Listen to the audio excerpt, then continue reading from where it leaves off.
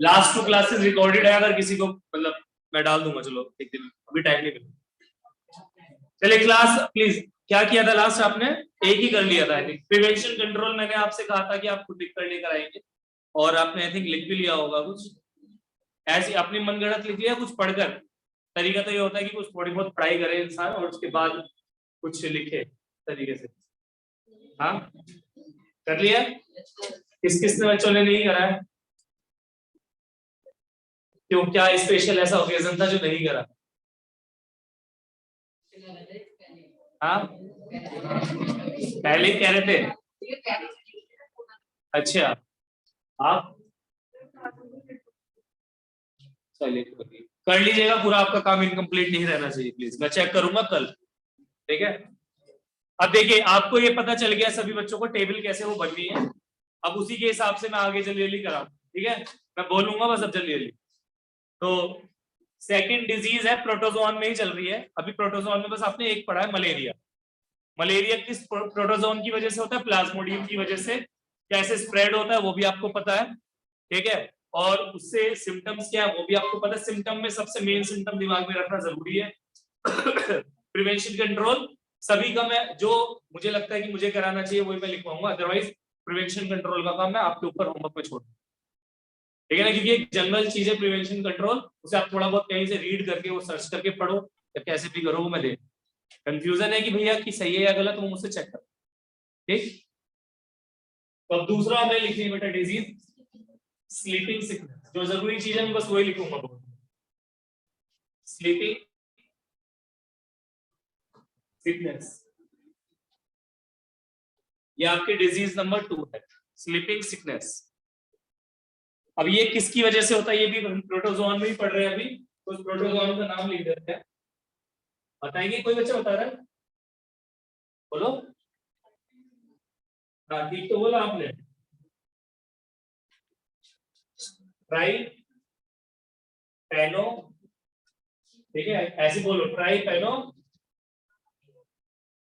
सोमा, ठीक है ना? तो सोमा कोई है, उसे ट्राई पहनने के लिए कह रहे हैं, तो ट्राई पैनो सोमा ब्रूसी, पूरी सी लग रही है? तो ट्राइपेनोसोमा ब्रूसी, तो BRUCEI, तो ट्राइपेनोसोमा ब्रूसी। तो ये स्लीपिंग सिकनेस जो डिजीज है ये किसकी वजह से होती है? प्रोटोजोन की वजह से। उस प्रोटोजोन का नाम क्या बच्चे? Trypanosoma Brucie. अब ये स्प्रेड किसकी वजह से होती है? स्प्रेड कौन करता है बेटा इसे? CC fly, very good. Bite of CC fly, तो जो सीसी फ्लाई है ये इसको स्प्रेड करेगा प्रोटोजोन को इन्फेक्टेड एरिया से हेल्दी पर्सन, ठीक है? सबसे मेन याद रखोगे जो कि इसका नाम है और वही इसकी सिम्टम्स का सबसे बड़ा पॉइंट है, क्या? स्लीपिंग प्रॉब्लम्स हो जाएगी। तो एक बच्ची पूछ इस वजह से पूछ भी रही थी कि इंसोम्निया किस वजह से होता है, तो ये तो इस पर्टिकुलर डिजीज का चलो है सिम्टम, लेकिन सबको इंसोम्निया होना, जिन्हें इंसोम्निया है वो इसी वजह से ऐसा नहीं है, ठीक है ना? 70% लोगों को इंसोम्निया है दुनिया में, इंडिया की बात नहीं कर रहे, ठीक है ना कहीं आपको और मुझे भी है, हमारे भी रूटीन बिगड़े हुए हैं ऊपर नीचे, कहीं 12-1 बजे बच जाते हैं, कभी कुछ फिक्स रूटीन तो मुझे लगता है बहुत कम लोगों का। हमारे बड़े लोगों का तो जरूर है, जो बड़े बूढ़े हैं या फिर जो बहुत कम इंसान है जिनके रूटीन अच्छे होंगे, यहाँ पे सही टाइम पर सोना, सही टाइम पे उठना, खाना पीना जब एक प्रॉपर टाइम पे है। क्या आप में से लोग ऐसे हैं कोई जो जो बोला जाता है कि इवनिंग में 5:30 से 6 बजे के बाद खाना नहीं खाना चाहिए, उससे पहले कर लेना चाहिए, जो उसके बाद अगर ले रहे हैं तो दूध, वो भी बेड पे जाने से पहले 1-1.5 घंटे पहले। क्या किसी का ऐसा है रूटीन कि वो 6 बजे से पहले पहले खाता हो कुछ? 6 बजे से पहले घर भी पहुंचते ट्यूशन से, तो और मैं 8 बजे 8:15 से पहले फ्री नहीं होता पढ़ा कर, है ना? तो नहीं, हमारे सबके रूटीन है। तो ये सब कोज है इंसोम्निया के जो जनरली है, बाकी इंसोम्निया वाली प्रॉब्लम इससे भी होती है। स्लीपिंग सिकनेस अगर हो जाए, यानी ये वाला प्रोटोजोन किसी की बॉडी में इंजेक्ट हो जाए, सीसी फ्लाई कर देता है ये इंजेक्ट, तो उसे भी एंजाइटी प्रॉब्लम होगी, स्लीपिंग की प्रॉब्लम, डिसऑर्डर्स हो जाएंगे, ठीक है? तो लिखिएगा सिम्टम्स में, तो पहला सिम्टम लिख लीजिए एंजाइटी। सिम्टम्स में लिखना बेटा, ये मैं तो जो जगह दिख रही है वहां पे लिख रहा हूँ। सिम्टम्स में लिखना है, तभी इसके नीचे लिख दो, ठीक है। सिम्टम्स वाले कॉलम में लिखिए, या आपने डिजीज का नाम लिखा, ये प्रोटोजोन का नाम लिखा, ये मीन्स ऑफ स्प्रेड में लिखा, फोर्थ कॉलम में लिखना है आपको। एंजाइटी लिख लीजिए, एंजाइटी समझ रहे हैं, घबराहट। फीवर, इंसोम्निया,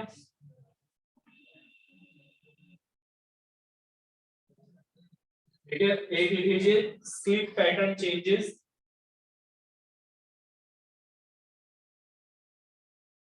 स्लीप पैटर्न क्या हो जाएगी भाई, चेंज, ठीक है।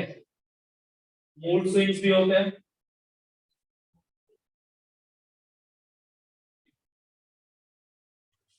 ठीक।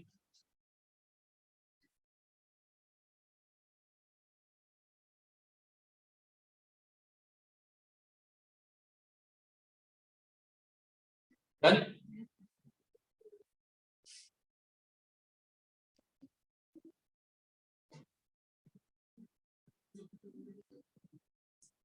तो इसके प्रिवेंशन कंट्रोल आप लिख सकते हैं, ठीक है ना, कर लेंगे। इंसेक्ट रिपेलेंट चाहिए, क्योंकि इंसेक्ट ही फैला रहा है इसे भी, तो इंसेक्ट रिपेलेंट चाहिए। फुल स्लीव, अगर किसी एरिया में है तो आप फुल स्लीव्स के कपड़े पहनिए, मतलब शर्ट वर्ट पहनेंगे तो फुल स्लीव्स की पहने, टी शर्ट हाफ ना पहने, ठीक है ना। यही सब तरीके हो सकते हैं। इसका एक मैं लिखवा देता हूँ प्रिवेंशन, बाकी और आप लिख देना। एक प्रिवेंशन, क्योंकि दवाई का नाम है, ड्रग का नाम है, तो डोजेस ऑफ ड्रग,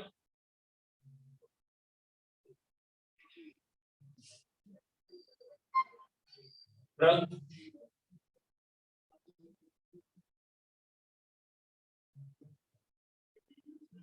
ई फ्लोरिनीथाइड, ठीक है, ई फ्लोरिनीथाइड, ठीक है। तो ये ड्रग का नाम है, तो ये दवाई है जिससे ये इस ऑर्डर को ट्रीट किया जाता है, मतलब इस बीमारी को ठीक करने के लिए ये ड्रग का यूज किया जाता है। ड्रग से मतलब आप हमेशा वहां नहीं जाएंगे, drug just simply means medicine, ठीक है।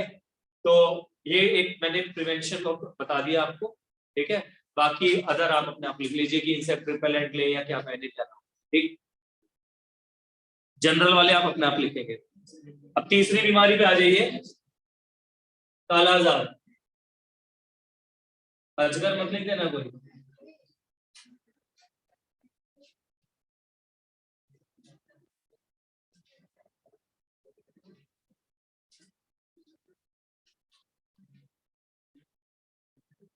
तो कालाजार और लिशमैनियासिस। तो कालाजार और लिशमैनियासिस ये आपका किसकी वजह से होता है बेटा, प्रोटोजोन का नाम क्या है जिससे ये होता है, नाम से पता चल रहा है, इसके दूसरे वाले नाम से लिशमैनिया। तो ये प्रोटोजोन है एक लिशमैनिया, तो लिशमैनिया की वजह से ये लिशमैनियासिस या कालाजार वाली प्रॉब्लम हो जाती है। तो क्या है इसके नाम की स्पेलिंग लिख देता हूं मैं। तो लिश तो ऐसी है लिश, और मैनिया आपको पता ही है पागल, तो लिशमैनिया, ठीक है। पूरा नाम क्या है, लिशमैनिया दोनों वैली, ठीक है, ये पूरा नाम है। नॉर्मल लैंग्वेज में हम लिशमैनिया लिख देते हैं पूरा नाम इसका, साइंटिफिक नेम जो है इसका, ठीक है ना। साइंटिफिक नेम लिखने के लिए भी रूल्स होते हैं, ठीक है। तो ये साइंटिफिक जो नेम है ये इसका लिशमैनिया दोनों वैली। किसकी वजह से होता है बच्चे ये, bite of infected sand fly. तो अगर सैंड फ्लाई इन्फेक्टेड है, उसके अंदर ये लिशमैनिया और उसने बाइट कर लिया, तो ये आपकी बॉडी में चला जाएगा और क्या हो जाएगा, लिशमैनियासिस। होता क्या है इसके अंदर, सिम्टम्स लिख लीजिए।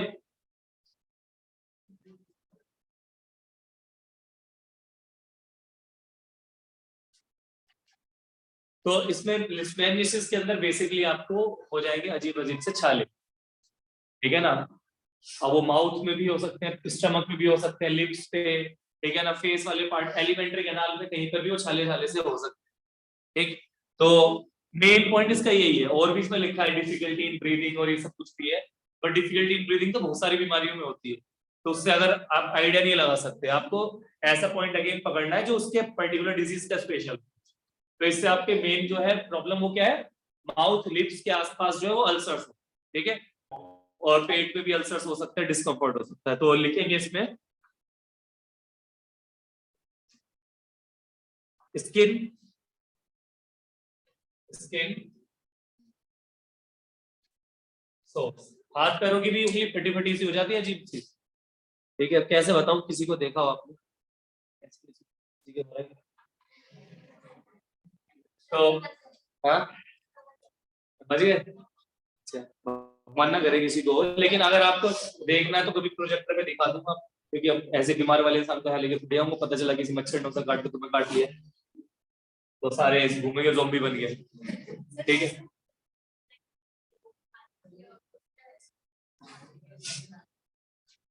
तो उसके बारे में कैसे करूं?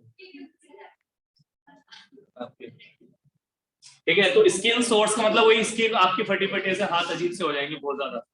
तो स्किन सोर्स विच में बिकम, प्लीज आगे लिखिए सिम्टम्स में, स्किन सोर्स विच में बिकम, विच में बिकम,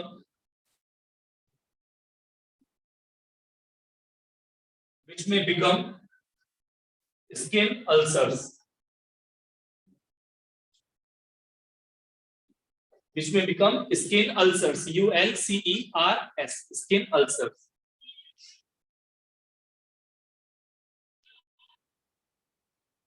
full stop। देखिए आगे, ulcers in mouth,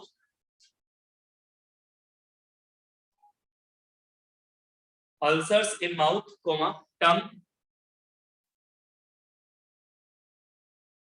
ulcers in mouth comma tongue comma gum, gum दुख वाला नहीं है, गम आपको पता है? आपको गम है? नहीं, आपके पास गम है किस बात का? हाँ, तो भैया बिना गम के दांत कैसे रुकते हैं ना, गम उनकी बात चल रही है। तो विच, तो गम में अल्सर्स हो सकता है, लिप्स पे बेसिकली पूरा चौड़ा बिगड़ जा रहा है। तो ये मेन पॉइंट ही लिखवाया मैंने, और मैं यही लिखवा रहा हूँ, होने को इसमें ब्रीदिंग डिफिकल्टी भी होती है, स्टमक डिस्कम्फर्ट भी हो जाता है, मैं मेन सिम्टम लिखवा रहा हूँ आपको जो, ठीक है, कोई दिक्कत?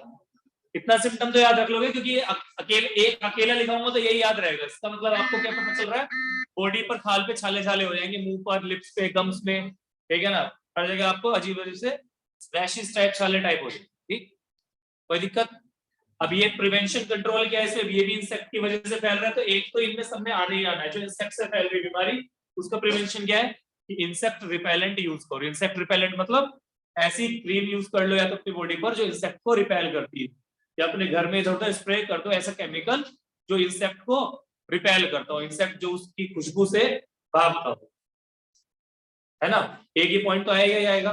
बाकी सैनिटेशन का ध्यान रखना तो है ही इंपॉर्टेंट, कि अगर साफ सफाई रखोगे, पानी को कहीं नहीं रुकने दोगे ऐसा, तो भी आपके मच्छर नहीं होने वाले हैं। तो ये जनरल मेथड्स, ठीक है। तो अगेन आप इसके प्रिवेंशन कंट्रोल करें। तो ये तीन ही डिजीज थी जो हमें किसकी रिलेटेड करनी थी, प्रोटोजोन। तो तीन प्रोटोजोन से होने वाली डिजीज पढ़ लिया आपने, कौन कौन सी? मलेरिया प्लाज्मोडियम की वजह से, लिशमैनिया लिशमैनियासिस जिसे हम बोलते हैं वो लिशमानिया डोनोवेनी की वजह से, और स्लीपिंग सिकनेस किसकी वजह से बताओ? Trypanosoma Brucie. ये नाम याद रखिए, डिजीज का नाम और किस ऑर्गेनिज्म से वो हो रही है, और वो ऑर्गेनिज्म कौन सी कैटेगरी में आ रहा है, ठीक है ना। ये लिशमैनिया डोनोवेनी, या फिर ये आपका ट्राइपेनोसोमा ब्रूसी, या फिर जो आपने पहले पढ़ा प्लाज्मोडियम, ये किस कैटेगरी में आ रहे हैं? प्रोटोजोन्स। ये भी याद रहना चाहिए, समझ में आ रही बात?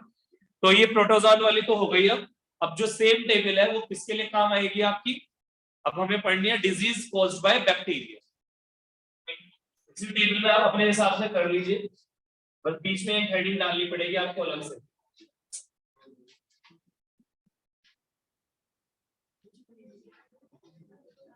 सेम पैटर्न से लिखना है, बस अभी बस बीच में छोटी सी हेडिंग बना लो, क्या? डिजीज कॉज्ड बाय बैक्टीरिया, ठीक है। और एज इट इज वही सारे columns as it is follow हो जाएंगे आपको, एज इट इज सारे कॉलम फॉलो हो जाएंगे, उसी टेबल को कंटिन्यू कर लो ना आगे, बस बीच में एक लाइन खींचो और उसके बीच में लिखो डिजीज कॉज्ड बाय बैक्टीरिया और फिर फर्दर उन कॉलम्स को ऐसे यूज कर लो। नहीं आई बात समझ में?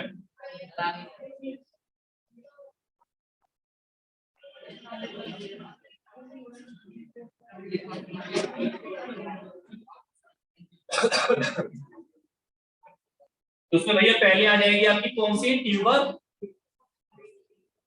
पहली डिजीज आ जाएगी ट्यूबरक्लोसिस, जिसे शॉर्ट में क्या लिख देते हैं हम, टीबी। तो इसका पॉजिटिव ऑर्गेनिज्म क्या है बेटा,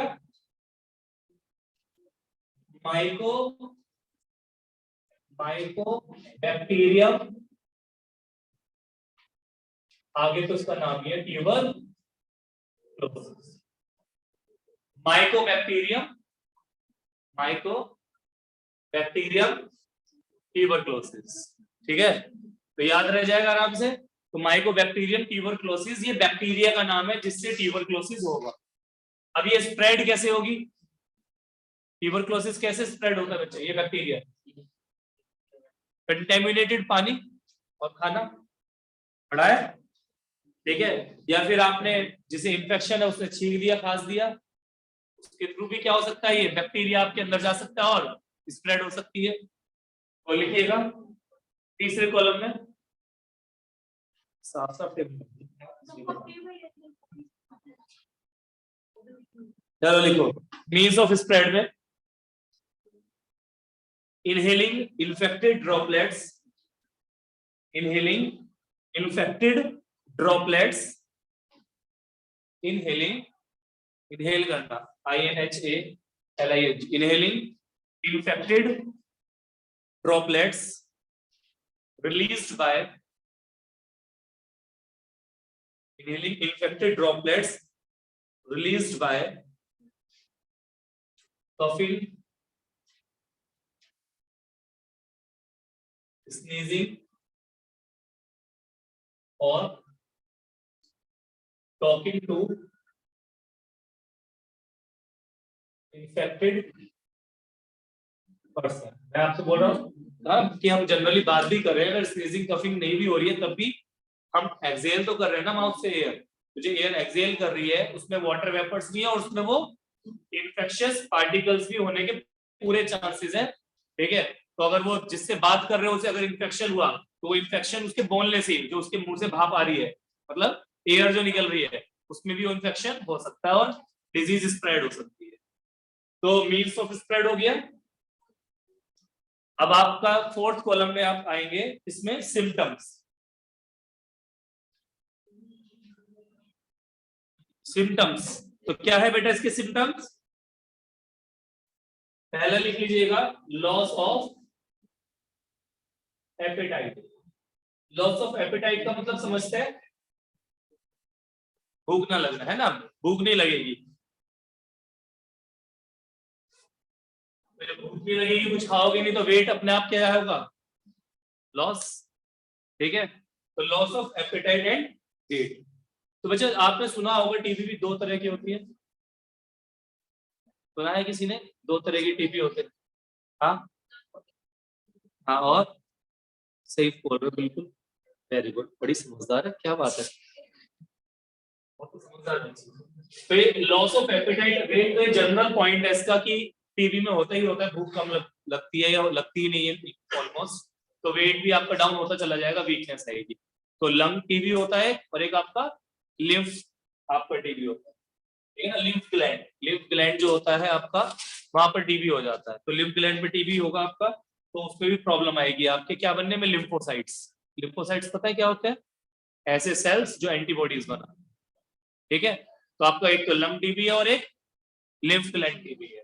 तो आप ज्यादा टेंशन मत लो, अभी आप कोई डॉक्टर की पढ़ाई नहीं कर रहे हो, लेकिन थोड़ा थोड़ा सा इनके बारे में एक एक दो लाइन लिख, हम ये नहीं लिखने वाले कि लंग टीबी कैसे हो जाएगा, क्या हो जाएगा, एक दो सिम्टम लिख रहे हैं कि अगर लंग टीबी है उसके एक दो सिम्टम्स क्या है, और अगर लिम्फ ग्लैंड में टीबी हो गया है तो उसके क्या एक दो सिम्टम्स, ठीक है।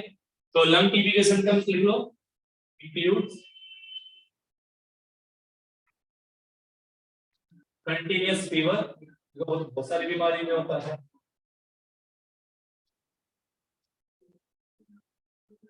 ठीक है। और सबसे मेन जो है उसका आपका ब्लड स्टेन स्पुटम। स्पुटम समझ रहे हैं?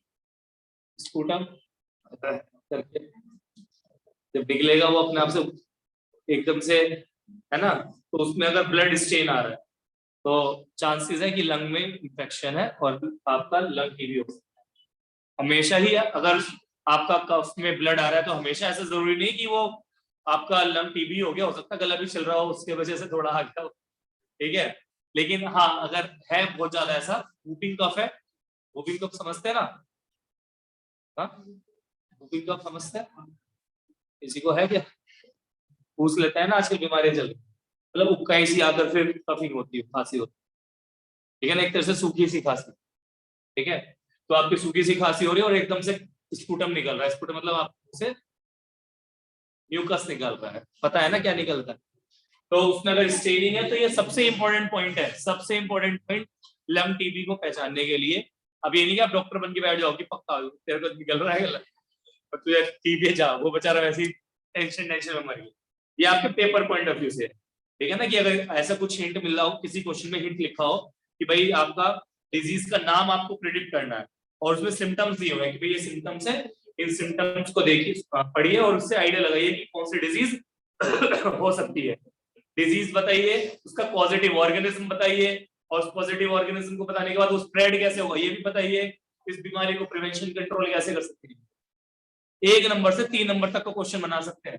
बस क्या देगा? सिम्टम खाली, कि भाई ये कोई लैंग्वेज बना देंगे कैसे कि कोई पर्टिकुलर इंडिविजुअल है, उसको कोई बीमारी है, पता नहीं कौन सी है, और उस बीमारी के उसे ये सिम्टम्स दिख रहे हैं, तो आपको बताना है कि वो कौन सा डिजीज है। बस 1 नंबर का क्वेश्चन बता दें। मैं 2-3 बार पूछ सकता हूँ कि डिजीज के साथ साथ मैं ये भी पूछ लूं कि वो डिजीज किस ऑर्गेनिज्म की वजह से हो रही है। मैं ये भी पूछ लूं कि उसके सिम्टम्स, सिम्टम तो खैर हो गए, मीन्स ऑफ स्प्रेड क्या है और प्रिवेंशन। तो शॉर्ट से लॉन्ग क्वेश्चन बनाया जा सकता है, ठीक है। तो आप बड़े समझदार है, कर ही लेंगे। तो ये स्टेन क्या हो गया आपका? स्पुटम। और जब भैया ऐसे होगा तो चेस्ट में पेन होना ही होगा, ठीक है। और एक और ब्रेथलेसनेस, सांस नहीं आएगी।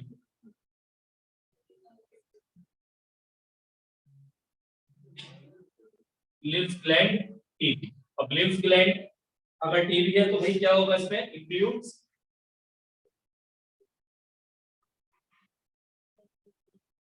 सूप पहले, ठीक है ना।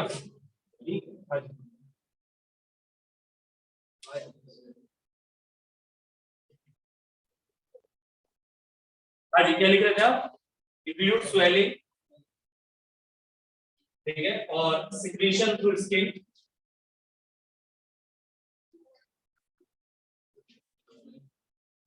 सिक्रीशन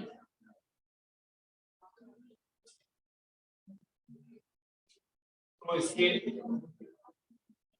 ठीक है ना। स्किन के थ्रू कुछ ना कुछ लिक्विड सा सिक्रीट होता रहेगा, ठीक है ना। वो लिम्फ अभी आपका एक फ्लूइड है ना, तो फ्लूइड आपका बॉडी से सिक्रीट होता रहेगा थोड़ा थोड़ा, ठीक है।